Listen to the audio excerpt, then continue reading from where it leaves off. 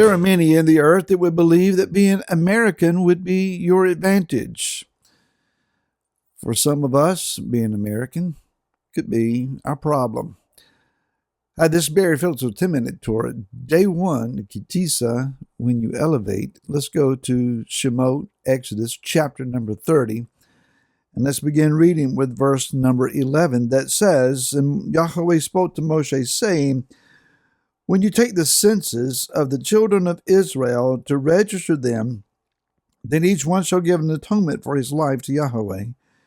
When you register them so that there is no plague among them, when you register them, everyone among those who are registered is to give this, half a shekel according to the shekel of the set-apart place, 20 gerahs being a shekel. The half shekel is the contribution to Yahweh. So what's the problem with being an American? Well, I realize that this recording goes to people who do not live in America. And this is not to say anything whatsoever about whatever country or nation that you may be a part of. It's just that it is the perception of many in the earth. If I can just get to America, all of my problems of poverty or governmental issues, whatever it might be for them, that'll be behind me. Those who live here are very thankful to live here in many ways. There's a lot of advantages, perhaps, but the world's not perfect in America either, nor it is anywhere else. The problem here is this. As we read this text, Israel is asking for each man to be counted individually. Well, what's wrong with that? Well, it goes against the righteous grain. And let me explain. We've been taught here in America to go for the American dream. That is that you will apply yourself, you will work hard, you will invest your earnings, you will take on the number of jobs necessary, you will push, you will strive, you will sacrifice until you come to a place where you are wealthy enough by the accumulation of funds and goods and land and holdings that you are considered financially stable and advantaged enough that you can just sit back, take your ease, and enjoy life. Well, Yeshua warned about that, about the man who had an overwhelming crop that came in, and he decided to tear down his storage buildings and build bigger, yet not realizing that even that night his soul would be required of them. Now, who's going to get the wealth? And certainly, as the saying has been mentioned many, many times, you can't take it with you. There are no wagons attached to the hearse. So, what then? You going to leave it for family members to squabble over? Is that really the meaning of life?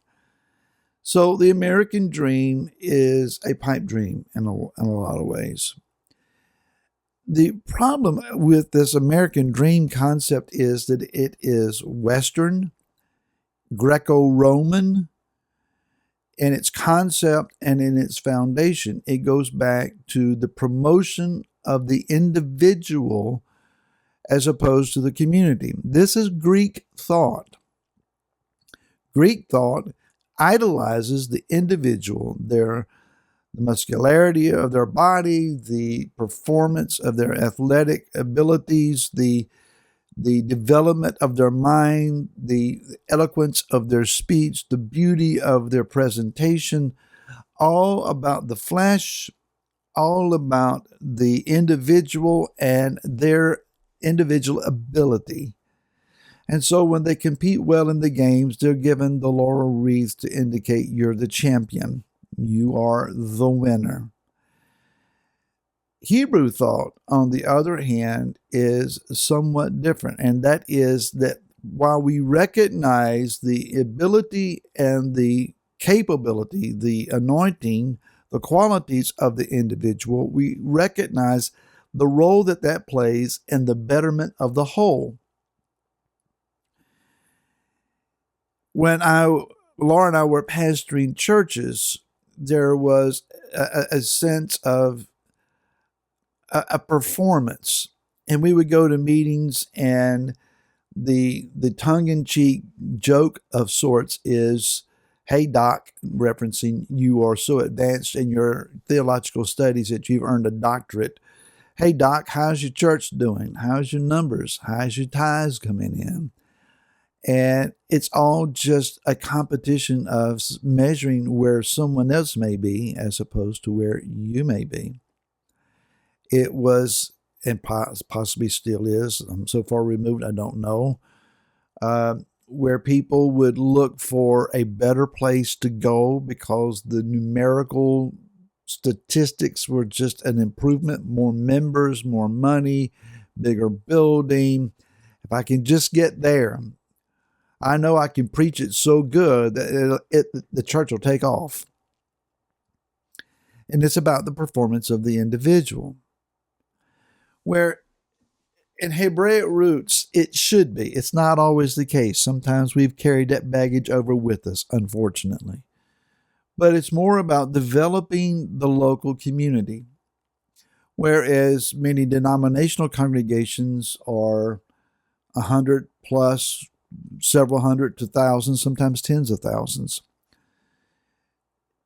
The Hebrew-focused communities are often 50 or less, more apt to meet in a basement, a living room, a rented fellowship hall of the local church, or if you have an ability to rent a building or even buy a building. And it's more tight-knit, it's more family feel. But even then, it can really get into one person doing everything. Yah's way is look for those that need to be raised up. Look for those who have skill sets and employ them. It's not just to recognize the ability of the individual. It's not to put a crown on their head or a pin on their lapel.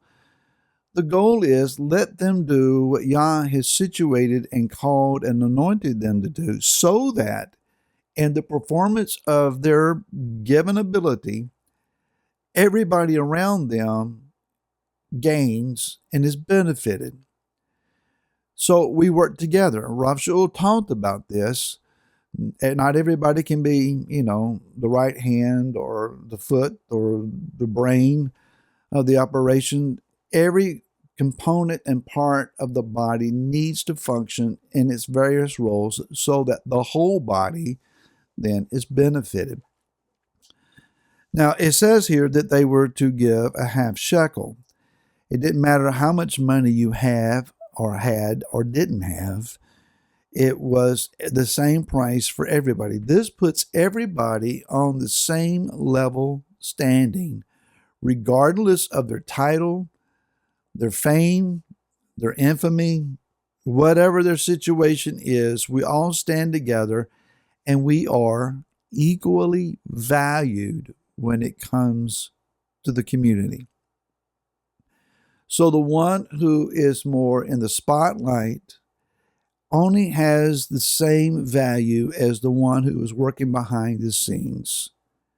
And it may be that there's one that has been the glue. It's held a congregation or a small group together because they're the ones, no one realizes it, they're praying behind the scenes.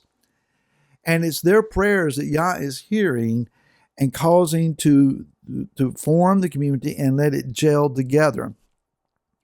Now, you may applaud someone that is doing a more out front role, but never underestimate what's taking place behind the scenes. It is to protect the individual for an atonement price, lest a plague break out. When individuals promote individuals, when it's all about the hero or the superstar, the plague of pride begins to invade. And once pride finds its place, the only direction we can go is down, because pride leads to a downfall. It is humility and service that raises people up. Go lift somebody up today, and I'll see you again tomorrow. Till then, shalom.